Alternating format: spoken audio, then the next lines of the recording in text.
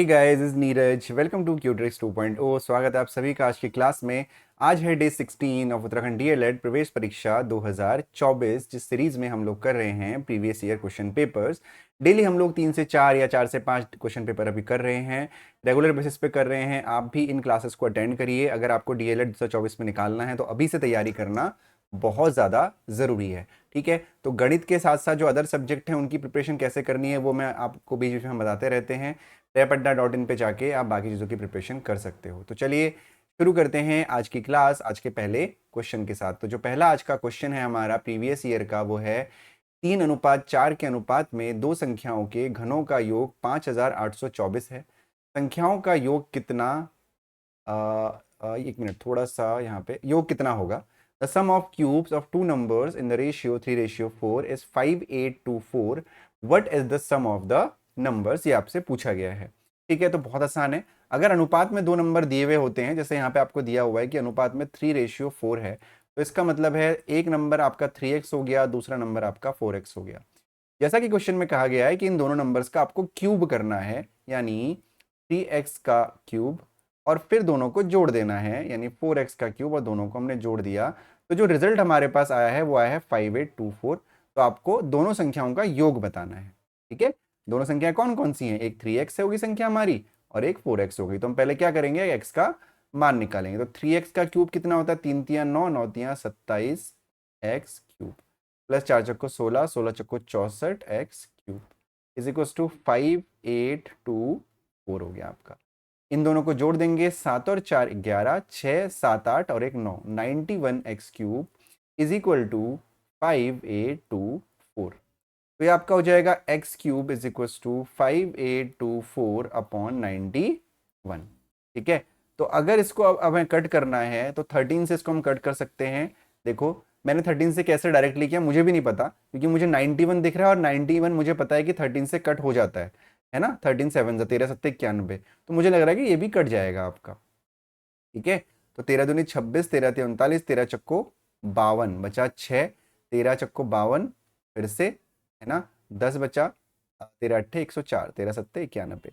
अब इसको आप 7 से कट कर दीजिए, 7 दूनी 14, 7 चक्को 7 पंजे 35, 7 छिंग 42 और 7 चक्को 28, यानी जो एक्स क्यूब की वैल्यू आ गई वो आ गई 64। और आपको पता है कि एक्स क्यूब की वैल्यू अगर 64 है तो एक्स की वैल्यू हो जाएगी 4, क्योंकि 4 का क्यूब करेंगे तब भी हमारा 64 आता है। तो एक्स की वैल्यू 4 हो गई। तो अगर एक्स की वैल्यू 4 है तो जो पहला नंबर है हमारा वो हो जाएगा 4 तिया 12, और जो दूसरा नंबर है वो हो जाएगा 16। ठीक है, तो आपको दोनों का एडिशन बताना था, 6 7 8 1 और 1 2, यानी जो हमारा आंसर होगा वो होगा ऑप्शन नंबर बी 28। उम्मीद करता हूँ क्वेश्चन समझ में आ गया होगा, बिल्कुल भी डिफिकल्ट नहीं था, आसान था। बढ़ते हैं आज के दूसरे क्वेश्चन की तरफ।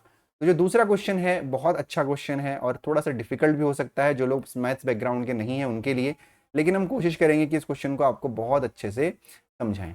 तो क्वेश्चन में आपको बोला गया है कि अगर p का मान 999 है तो आपको इसकी वैल्यू बतानी है। किसकी वैल्यू बतानी है, लिख लेते हैं।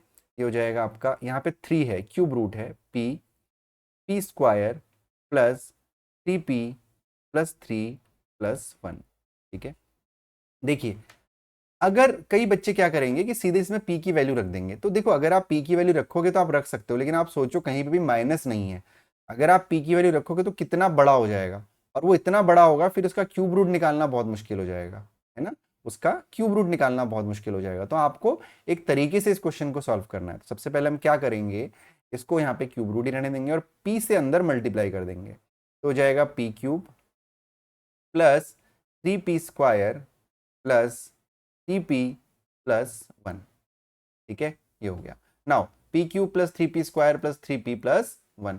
अगर इसको आप ध्यान से देखोगे तो ये क्या है पता है आपको। देखो मैं आपको बताता हूं, एक फॉर्मूला होता है x प्लस वाई का क्यूब।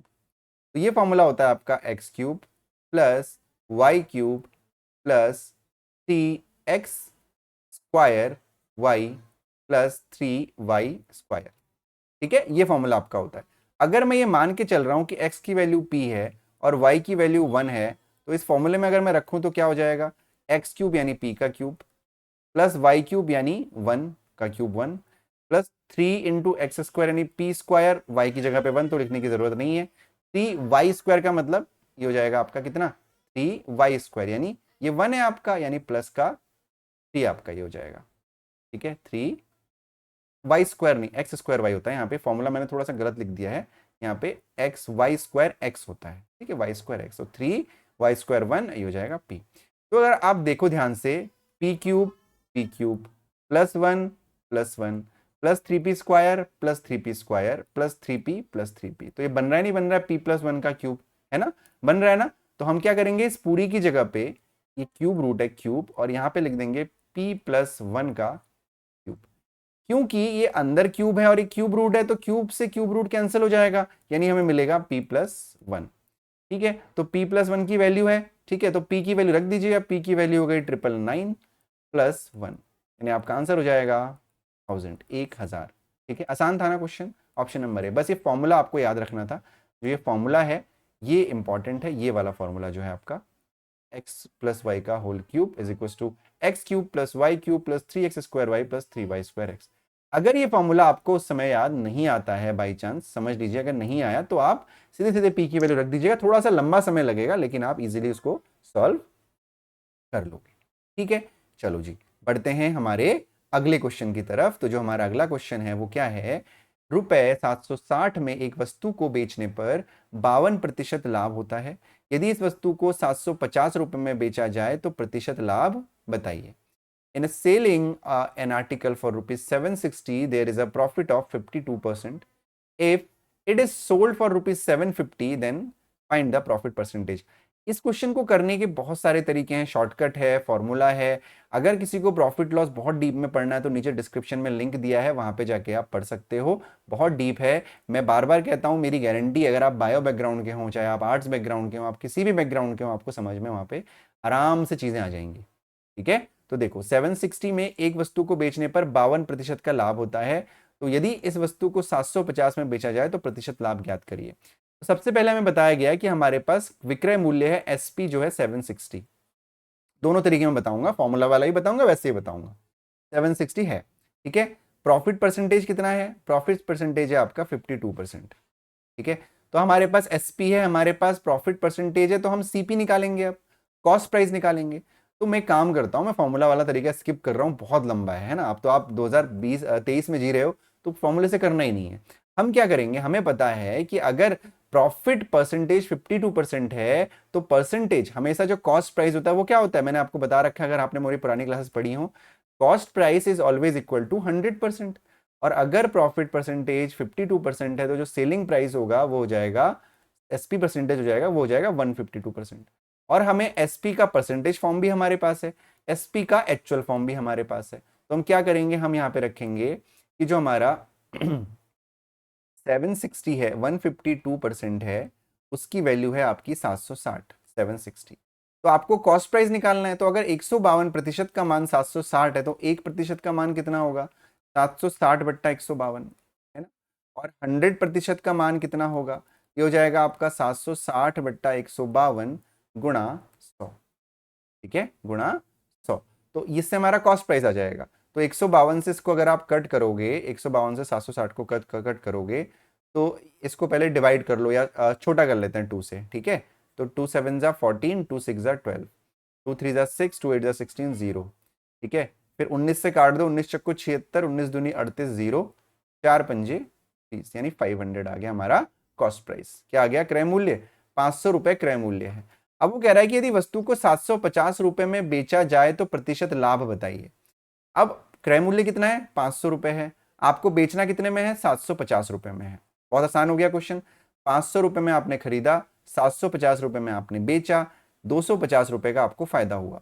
तो प्रॉफिट परसेंटेज का फॉर्मूला क्या होता है, profit upon cost price into 100, ठीक है। तो देखो 0 से 2 0 काट दो और 5 से कट कर दो, 5 5 25, 50% आपका आंसर जो है ऑप्शन नंबर। एक तो तरीका ये है ना, थोड़ा सा लंबा है, पहले हमने कॉस्ट प्राइस निकाला, कॉस्ट प्राइस निकालने का फिर ये किया। अब देखो अगर मुझे ये क्वेश्चन आपको शॉर्टकट में बताना हो तो मैं कैसे बताऊंगा, ठीक है। एक दूसरा इसी में मैं आपको बता के दे दे रहा हूं कि इस क्वेश्चन को हम शॉर्टकट से कैसे कर सकते हैं, ठीक है। तो जो बाकी चीजें मैंने लिखी हुई इनको इरेज कर देता हूं, बहुत ध्यान से समझना, ठीक है।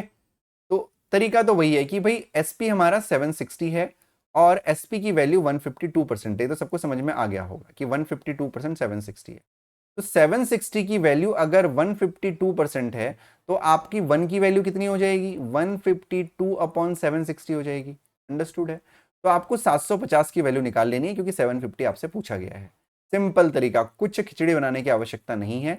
760 इंटू 750, ठीक है, समझ में आया। तो कुछ नहीं करो, कटवट कर दो, ठीक है। अभी आपने 152 है, ये 760 है। अभी आपने इसको कट किया था, कितने बार गया था ये आपका 5 बार में कट गया था, 5 बार में कट गया। 5 से इसको कट करो तो हो जाएगा 5 15 पंजे 75, 150% आ गया। यानी 750 की वैल्यू कितनी हो गई, 150% हो गई। तो जब 760 था तो प्रॉफिट था 52%, तब हमने सेलिंग प्राइस 152 माना था। 750 में 150% है, यानी 100 में कितना जोड़ा होगा, 50% जोड़ा होगा, यानी ऑप्शन नंबर डी हमारा आंसर है, तब जाके 150 आया होगा। तो इस ट्रिक को सीखने के लिए पहले प्रॉफिट लॉस नीचे जाओ डिस्क्रिप्शन में, वहां से पढ़ लीजिए आप लोग, तो आपको ज्यादा क्लियर होगा। एग्जाम में आप ऐसे ही करना, वो इतना लंबा चौड़ा मेथड करने की आवश्यकता क्या है ना। नई जनरेशन में जी रहे हैं तो नए तरीके से क्वेश्चंस को करेंगे, कोई जरूरत ही नहीं है पुराने तरीके अपनाने की, है ना। तो चलिए बढ़ते हैं अगले क्वेश्चन की तरफ। तो जो हमारा अगला प्रश्न है आज का, वो है आपका ज्योमेट्री से, in given figure, in the given below figure below find the value of BOC. तो बीओसी आपको निकालना है, इसी में मैं आपको बता दूंगा, ध्यान से देखिएगा, आपको निकालना है बीओसी, है ना। तो मैं इस एक्चुअली इसको मैं थोड़ा सा बड़ा कर दे रहा हूं जिससे कि हमें इसी में हम लोग क्वेश्चन को कर लें, आपको अच्छे से विजिबल हो जाए। तो आपको अच्छे से विजिबल होगा, आप क्वेश्चन मैंने बहुत बड़ा कर दिया, आपको कोई कहीं से कहीं तक दिक्कत नहीं आएगी। तो आपको बीओसी निकालना है, बेसिकली बीओसी, यानी आपको ये पूरा एंगल निकालना है, ये वाला एंगल निकालना है। तो अब इस पूरे एंगल के लिए हमें पहले COF निकालना पड़ेगा और फिर BOF निकालना पड़ेगा। यानी हम पहले क्या करेंगे, पहले हम लोग इस वाले एंगल को निकाल लेंगे और फिर इस वाले को निकालेंगे, दोनों को जोड़ देंगे, आंसर आ जाएगा, है ना। तो देखो कैसे करेंगे।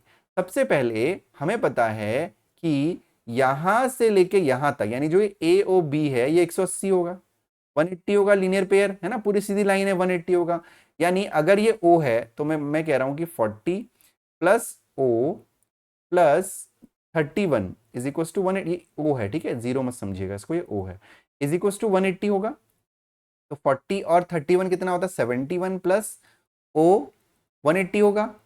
तो O की वैल्यू कितनी हो जाएगी, 180 माइनस 71 हो जाएगी।